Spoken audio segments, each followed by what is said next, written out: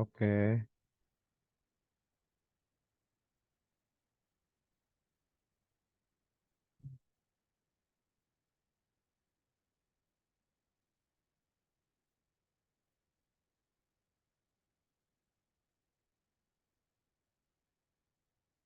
Assalamualaikum warahmatullahi wabarakatuh. Okay, previously, let me introduce my name. My name is Muhammad Rizky Fadil Akbar. I'm here to explain the presentation of Managerial Finance, Chapter 8, Return and Risk. And I will explain this presentation with two languages, Indonesian and English. Okay, next slide. Okay, for the first slide, there is a learning goals. Apa itu learning goals? Lah, itu semacam tujuan dari pembelajaran ini. Yang pertama ada dari sini kita tahu bahwasanya memahami arti dan dasar-dasar resiko, keuntungan dan penghindaran resiko. Dan kedua, menjelaskan prosedur untuk menilai dan mengukur resiko suatu aset. Dan dapat didiskusikan pengukuran return dan standar deviasi untuk portofolio dan konsep korelasi. Yang keempat, memahami karakteristik risiko dan pengambilan suatu portofolio dalam hal korelasi dan diversifikasi serta dampak aset internasional terhadap portofolio. Oke, next. Untuk next slide-nya ada yaitu di sini kita tahu bahwasanya ada fundamental dari risk and return yang dimana jika setiap orang mengetahui sebelumnya bahwasanya kayak berapa harga suatu saham yang akan terjual pada suatu waktu di masa depan. Dalam hal berinvestasi akan menjadi usaha yang sederhana dan dari setiap kita itu berinvestasi bahwasanya pasti ada yang namanya high risk, high return dan akibatnya investor akan seringkali menggunakan sejarah sebagai dasar untuk memprediksi di masa depan. Oke, next slide yaitu ada risk defined in the context of business and finance. Risk is defined as the chance of suffering financial loss. And ya dalam konteks bisnis ini dan keuangan risiko tersebut dapat didefinisikan sebagai kemungkinan menderita kerugian finansial. Dan risiko dapat digunakan secara bergantian dengan istilah ketidakpastian untuk merujuk pada variabilitas pengembalian yang terkait dengan aset tertentu. And for the next chapter, we will know other source of risk. Yes, di sini menjelaskan dari apa sih namanya beberapa sumber tentang sesuatu yang meresikokan. Jadi itu di sini ada banyak, ada dari firm specific risk, shareholder specific risk, dan firm shareholder risk. Next slide. Dan di sini kita tahu kalau misalkan seandainya dalam hal mewakili total keuntungan itu total keuntungan atau kerugian sebuah investasi memerlukan cara paling dasar untuk menghitung return. Ya, dan kita dapat lihat bahwasanya seperti tulisan berwarna biru ini merupakan cara paling dasar untuk menghitung return tersebut. Yang dimana K merupakan sebuah expect dari return selama period T. T itu dapat dikatakan sebuah tahun. Dan cash flow received from the asset investment in the time period T minus 1 to T. And P, T is price value of asset at time. And P, T minus 1 is price value of asset at time T minus 1.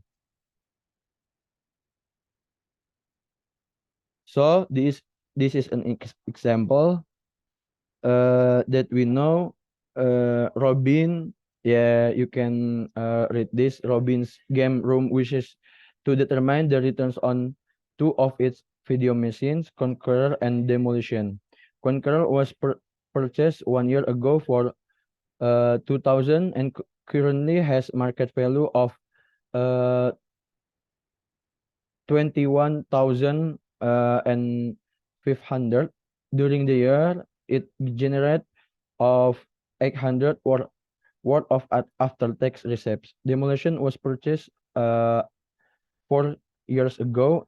Its value in the years just complete declined from 12,000 to 11,800. During the year, it generate 107,000 of after-tax receipt. And this is explanation how we can measure the return of define. Okay, for the next slide. Di sini kita dapat melihat grafik tersebut memiliki dua sumbu ya.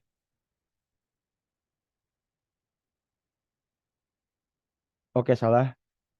Dari sini kita akan melihat bahwasanya dari sini risk preference itu memiliki dua sumbu yaitu X dan sumbu Y, yang dimana sumbu X menunjukkan tingkat risiko, sedangkan sumbu Y menunjukkan tingkat hasil yang diharapkan. There are four categories of risk-seeking behavior shown in the graph. There is risk averse, risk indifference, risk-seeking, and that we know based on the graph, it can be seen that individuals with higher risk preference will have higher risk-seeking behavior. Individuals with average risk preference will have lower risk-seeking behavior. Okay, for the next slide. Nah, di sini akan menjelaskan bahwasanya aset yang dibicarakan tentang si Norman Company, yaitu si Norman Company ini mempunyai dua investment ya. Nah, di sini merupakan risk of single asset. Aset A tampaknya memiliki risiko yang lebih kecil dibandingkan aset B, kisaran 4%, dalam yang dimana dapat kita dalam kurungi 17% dikurangi 13%. Itu merupakan dari hasil kisaran yang kita dapat ya, yaitu 4%. Kurang dari kisaran tersebut terdapat 16%, yang dimana 23% dikurangi 7. Untuk aset B, pengambilan keputusan yang menghindari risiko akan lebih memilih aset A daripada aset B, karena A menawarkan kemungkinan yang sama, sedangkan return sebagai B yang dimana itu 15% dengan risiko lebih rendah dan kisaran lebih kecil. Oke, di sini kita akan tahu bahwasanya risk of single asset in discrete probability distribution. From this figure, it shows that the bar chart of asset A and B of Norman Company both shows the same average return. That return is much larger or more spread out for asset B than asset A, 16% compared than 4%. Okay, for the next chapter is that we know as we know it describe about continuous probability distribution. For the sustainability probability distribution, this type of distribution can be thought of as a bar chart for a larger number of outcomes. Present the continuous probability distribution for asset A and B that although both assets have the same average return is 15%. Okay. Next slide. Nah, dari sini kita tahu ya bahwasanya indikator statistik yang paling umum dari risiko suatu aset adalah standar deviasi. Nah, ini merupakan salah satu bentuk standar lambang yang mewakilkan standar deviasi itu di sini adalah seperti bentuk O ini ya, yang mengukur sebaran di sekitar nilai yang diharapkan. Dan untuk nilai return yang diharapkan Q bar adalah pengambilan aset yang paling mungkin terjadi. Dan ini untuk hitung-hitungan ya, measure for the expected return yang bertuliskan warna biru. Oke, next slide. Nah, Di sini untuk eh, return measurement for a single asset yang expected run. Tabel ini akan saya jelaskan menggunakan bahasa Indonesia, yang dimana tabel ini menunjukkan bahwa kedua aset memiliki nilai harapan pengambilan peng, eh, harapan return yang sama, yaitu 15%. Namun aset A memiliki risiko yang lebih rendah daripada aset B. Risiko ini dapat diukur dengan standar deviasi. Standar deviasi A itu memiliki aset 2%, sedangkan standar deviasi B itu adalah 6%. Nah, so as we can see, the expected value of return for both asset is the same. However, the standard deviation of asset B is higher than standard deviation of asset A. This means that asset B has a higher risk. Jadi kalau misalkan ini tuh, jadi si aset B itu tuh memiliki yang resiko yang sangat tinggi ya. Jadi kemungkinan akan memiliki akan banyak yang memilih aset A. Nah, untuk slide 17 itu kita tahu bahwasanya ini merupakan salah satu ekspresi dari deviasi standar yang tadi udah saya jelaskan bahwasanya itu dilambangkan berbentuk O ya, standar deviasi tersebut. Dan untuk persamaannya itu ditulis di 5.3 yang dimana yang sering saya mention bahwasanya bertuliskan warna biru.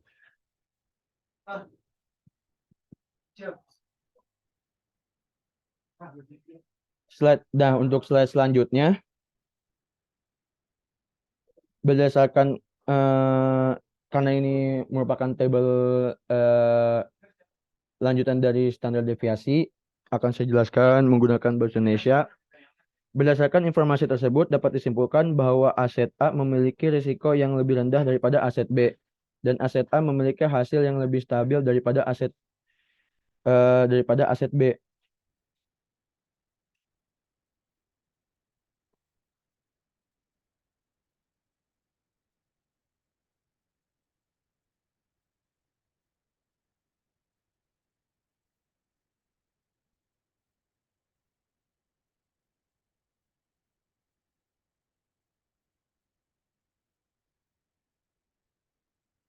Nah, menurut saya akan menjelaskan berdasarkan kolom. Oke, untuk kolom pertama ini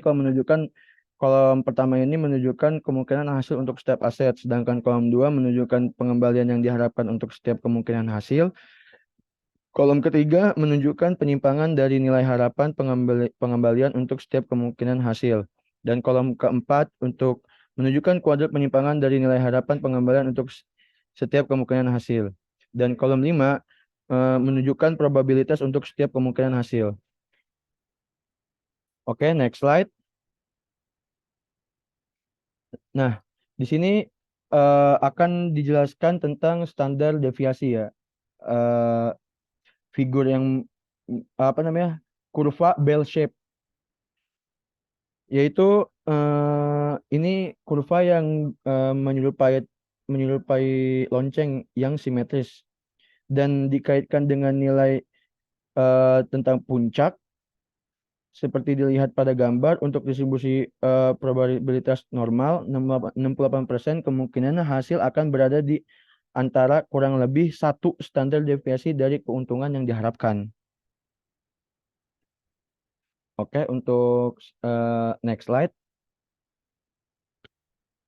Koefisien variasi CV atau yang kita bisa jelaskan ukuran dispersi relatif yang berguna dalam membandingkan risiko aset dengan ekspektasi imbal hasil yang berbeda. Dan untuk persamaannya itu dijelaskan di 5.4 yang memberikan ekspresi tentang koefisien variasi. Nah, slide 2 ini slide selanjutnya, slide 21 ini menjelaskan tentang seperti yang Anda lihat bahwasanya koefisien variasi aset D ini relatif lebih rendah daripada koefisien variasi aset C. Ini berarti bahwa aset D memiliki risiko relatif yang lebih rendah daripada aset C. Secara umum, investor yang menghindari risiko akan lebih memilih aset dengan koefisien variasi yang lebih rendah dan pastinya ya untuk menemukan keuntungan yang lebih besar. Oke, next slide.